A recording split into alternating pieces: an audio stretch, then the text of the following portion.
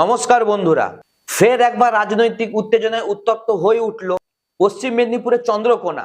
বিরোধী দলনেতা শুভেন্দু অধিকারীর কনভয়কে লক্ষ্য করে চলল ইট বৃষ্টি এবং হামলার অভিযোগ উঠল। এমনকি চন্দ্রকোনা থানা অভিযোগ নিতে অস্বীকার করাতে খোদ বিরোধী দলনেতাই থানার মধ্যে বসলেন ধর্নায়। গতকাল ঠিক কি হয়েছিল আর কেনই বা এই হামলার অভিযোগ উঠল তা বিস্তারিত জানতে অবশ্যই এই ভিডিওটা পুরোটা দেখুন। গতকাল এক দলীয় কর্মসূচিতে যোগদান করতে বিরোধী দলনেতা শুভেন্দু অধিকারী চন্দ্রকোনা যাচ্ছিলেন। প্রত্যক্ষদর্শীদের দাবি, চন্দ্রকোনার 5 নম্বর ব্লকের ক্ষীরপাই দিয়ে যখন তার কনভয় যাচ্ছিল, ঠিক সেই সময় কয়েকজন তার কনভয়কে ঘিরে ধরে এবং কালো পতাকা দেখে বিক্ষোভ দেখাতে শুরু করে।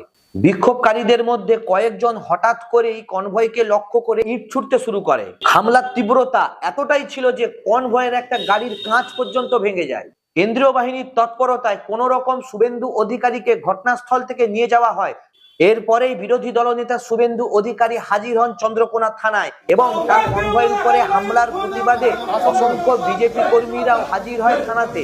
কিন্তু ঘটনা হলো, চন্দ্রকোনা থানা শুভেন্দু অধিকারীর অভিযোগ নিতে অস্বীকার করাতে তীব্র ক্ষোভে ফেটে পড়েন বিরোধী দলনেতা, এমনকি বিজেপির কর্মীরাও। অবশেষে বাধ্য হয়ে বিরোধী দলনেতা শুভেন্দু অধিকারী আইসির রুমের ভেতরেই ধর্নায় বসে পড়েন। অনেকক্ষণ শুভেন্দু অধিকারীর সাথে পুলিশ কর্মীর বচসা হওয়ার পরে এবং শেষ পর্যন্ত শুভেন্দু অধিকারীর তৎপরতা এবং বিজেপি কর্মীদের চাপের মুখে পড়ে চন্দ্রকোনা থানা শুভেন্দু অধিকারী অভিযোগ নিতে বাধ্য হয়।